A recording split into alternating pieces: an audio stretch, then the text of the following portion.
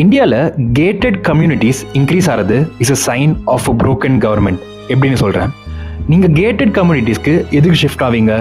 You will have better roads, infrastructure நல்லா இருக்கும், உள்ள பசங்களுக்கு ஸ்கூல் இருக்கும், நம்மளுக்கு ஸ்போர்ட்ஸ் ஃபெசிலிட்டிஸ் இருக்கும். இது எல்லாமே கவர்மெண்ட் உங்களுக்கு பண்ணியிருக்கணும். இந்த கவர்மெண்ட் இந்த மாதிரி பேசிக் இன்ஃப்ராஸ்ட்ரக்சர்லாம் உங்களுக்கு தரலனா நீங்கள் நியாயமாக என்ன பண்ணணும்? கவர்மெண்ட்டை கேள்வி கேட்கணும். பட் பாயிண்ட் என்னன்னா, it's very tough and time consuming. So பணக்காரங்களாம் ஈஸியர் வே அவுட் சூஸ் பண்ணுவாங்க. Easier way out is privatising the problem. படிக்கணும்னா ப்ரைவேட் ஸ்கூல் இருக்குது, ஹாஸ்பிட்டல் போனோன்னா ப்ரைவேட் ஹாஸ்பிட்டல் இருக்குது, இல்லை எல்பிஜி தீர்ந்து போச்சுன்னா யூ ஹேவ் இண்டக்ஷன் ஸ்டவ்.